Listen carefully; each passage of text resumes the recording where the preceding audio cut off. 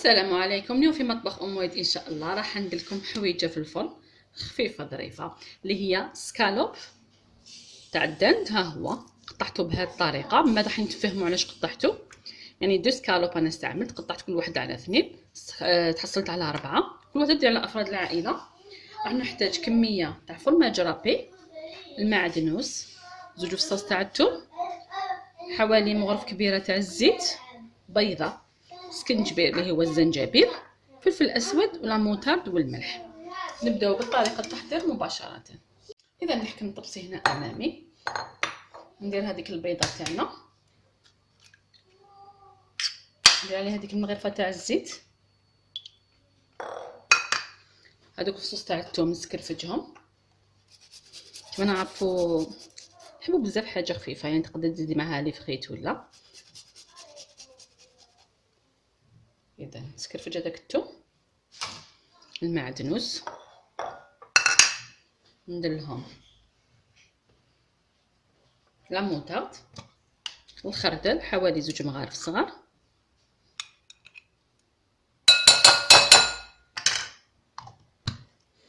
ندير لها الزنجبيل، سكنجبير يابس عادي راه يتباع يعني، لانه يتماشى بزاف مع الذوق تاع الدواجن.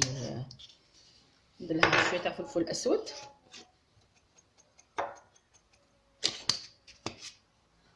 وندير الملح ما نكثروش لانه كاين الفرماج، نعرف الفرماج انه مالح. ندير شويه تاع الملح، وندير هذاك الجبن المبشور تاعنا. اذا نخلط كلش مليح،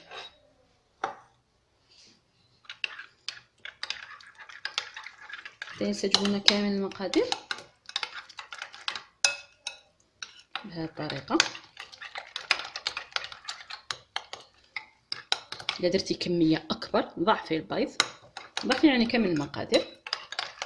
من بعد واش ندير هذاك السكالوب يترقد في هذه الخلطه كما رانا نشوفوا.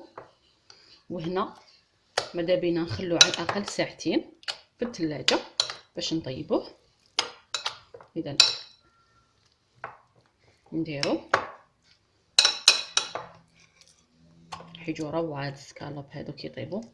اذا نرقدهم لانه حشا خفيف مع شهر رمضان الكريم. اذا هادو نغطيهم بلاستيك، نخليهم يترقدوا حوالي ساعتين في الثلاجه ونعاود نرجع لكم. اذا هنايا بعد ما ارتاح السكالوب تاعي كما رانا نشوفوا، ها هو ارتاح لي، خليته حوالي ساعتين. من بعد واش ندير هنايا، هنا عندي كميه تاع لا شابليو، خبز يابس مطحون، وعندي جبن ساندويتش، راح نستعمل زوج. اذا نبدا بالطريقه. عندي هنا امول يدخل للفوق، يعني ننصحكم تستعملوا تاع الزجاج دهنتو بالمارغرين ولا الزبده. اذا واش ندير، نحكم هذيك لا شابليو، هذاك الجبن تاعي نحطوه هنا على جهه. اذا نفتح هذاك الدجاج تاعي، السكالوب عفوا، الدند. نبدا ندي وحده، قطعه وحده كما نشوفوا بهذه الطريقه، هنا باش نسهل لكم العمليه فقط. اذا نديرها هنايا على لا شابليو. من بعد واش ندير، نحكم هذاك الجبن الساندويتش. اللي ما عندهاش ديري اي جبن طري، خليه يخرجيه من قبل من الثلاجه، ويعني خبزيه فوق السكالوب تاعك. اذا نديرو، اذا نحطو على السكالوب تاعنا، نجرب كيفاش نخدمو مليح، نزيد فوقو. اذا وحده ثانيه نعاود نغطي هذا السكالوب تاعنا. بسم الله بهذه الطريقه. والفرن تاعي راه يسخن، لازم يكون سخون مليح الفرن تاعك، درتو على 200 220 درجه. اذا ونغلفو بلا شابلور مليح كما رانا نشوفوا. يعني درتهم كبار ما شاء الله، تقدري تصغريهم هكذا باش يكفيك.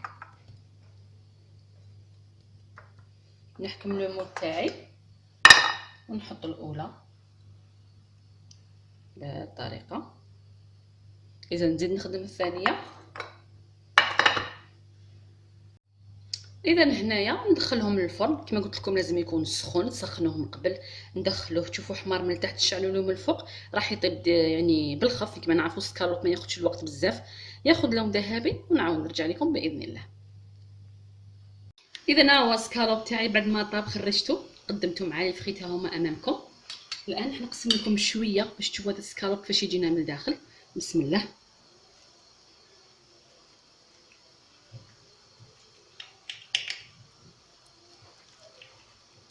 يعني فعلا يجي روعه. ها هو امامنا كما قلت لكم راح يطيب بالخف، يعني يجي بنين. جربوه، حاجه خفيفه في هذا الشهر الفاضل، نحبوا شويه الحاجه الثقال، هذا يجي خفيف بزاف.